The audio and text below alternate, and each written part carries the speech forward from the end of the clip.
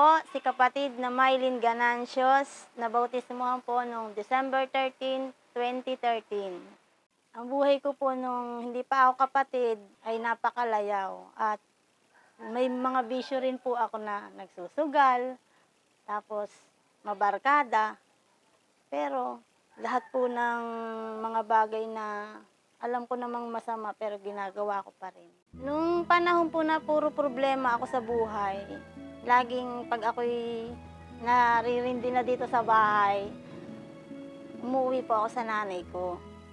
Tapos doon po ako nakapakinig kasi hindi ko po alam na kaanib na po sa iglesia ng Diyos ang nanay ko. Tapos lahat po nang naririnig ko kay Brad Eli, parang kasi sa totoo lang naghanap ako ng mga relihiyon na makakapagpasaway sa aking mga ginagawa. Kasi wala akong makitang totoong, parang walang totoong Diyos sa kanila.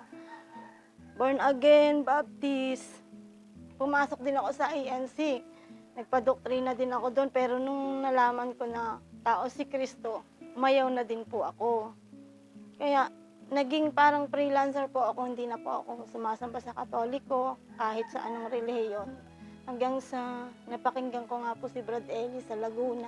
Kaanay po pala ang mami ko, kaya sabi ko, Mami, bakit ganyan yung mga ngaral na yan? Napakaprangka magsalita. Tapos lahat ng tanong sa isip ko, nasasagot niya. Tapos panay-panay lang ang panood ko, pero hindi ko pa rin masyadong iniisip yung kanyang mga aral. Hanggang sa mga ilang taon pa, nung nag-away kami ng anak kong pangatlo, yung lalaki, doon ko na-realize na talagang walang pagbabago sa buhay namin. Kasi ang problema hindi nawawala. Tapos parang walang-wala akong pag-asa nun. Hindi ko alam ang gagawin ko. Umuwi ako sa mami ko dahil humiling ako sa sarili ko, nanalangin ako na yung tulad ng ginagawa ni mami kung paano manalangin. Ginawa ko yun sa aking sarili. Tinanong ko kung talagang may Diyos sa buhay.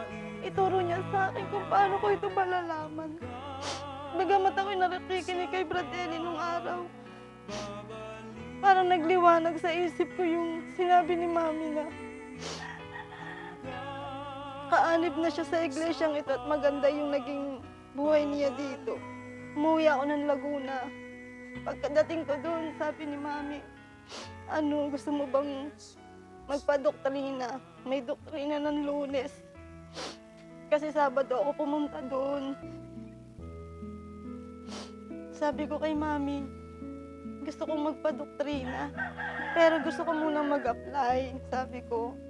Kasi gusto kong magtrabaho. Sabi niya, basta kung gusto mo, pag-isipan mo, kasi Lunes na ang start ng doktrina. Sa panahon na yun, parang,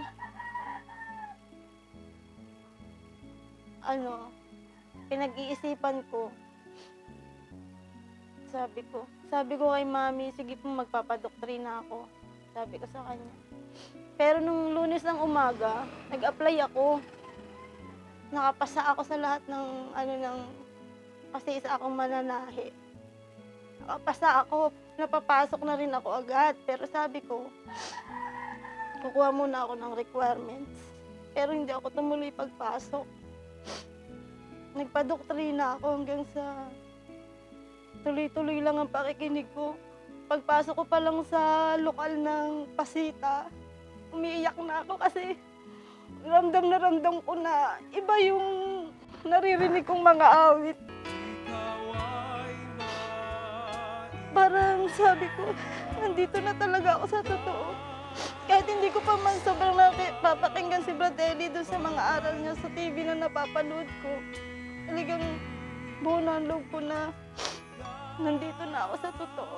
Araw ng Huwebes noon, Friday, babautismuhan na ako, pinauuwi ako sa amin kasi kakasal yung anak ko. Sabi ni mami, pag-isipan ko daw. Sabi ko, hindi ako pupunta. Magpapabautismo ako. Ayun, awat tulong ng Diyos.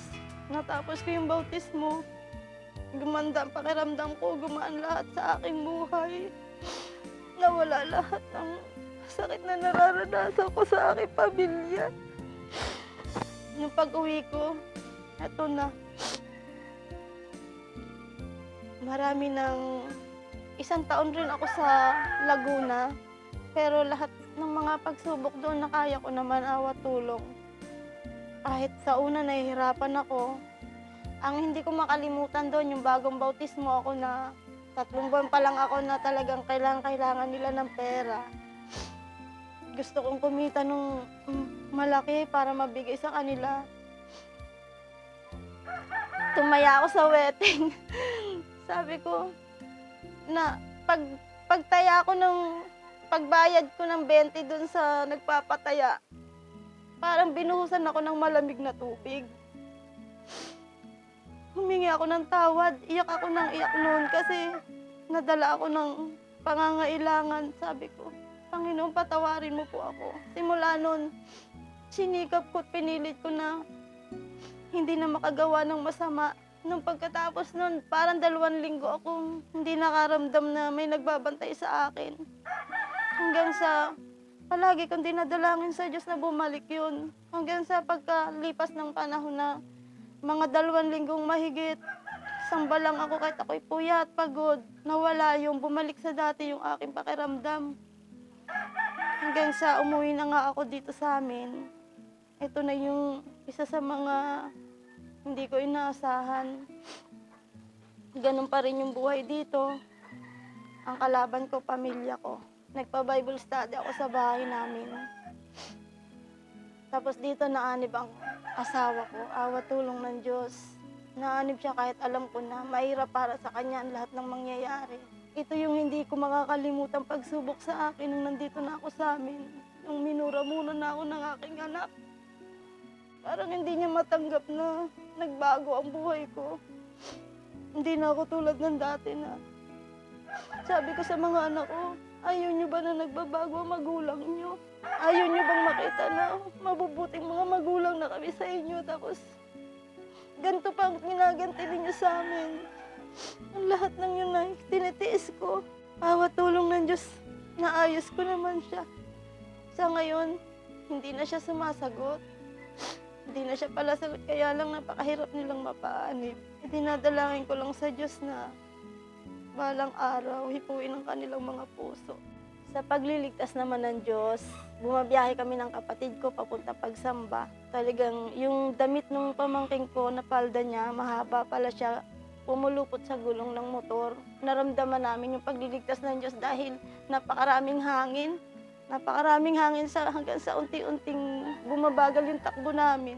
Yun ang hindi ko makakalimutan na pagliligtas ng Diyos sa aming magkapatid. Kasi bagong bautismo rin yung kapatid ko. Naanib siya dahil sa pagsama-sama sa akin sa pagsamba. Taga Mindoro siya. Nung bumalik na ako dito, nagkaroon ako ng tungkulin sa aming lokal. Isa na akong choir. Tapos naging Rada coordinator din po. Bagamat laging may pagkukulang, hindi ako pinababayaan ng Diyos. At ang aking asawa, nagkaroon na rin po ng tungkulin. Isa na rin po siyang group servant ng aming lokal. Inirang ka ng Diyos sa gitna ng bayan niya. Sa huling ka.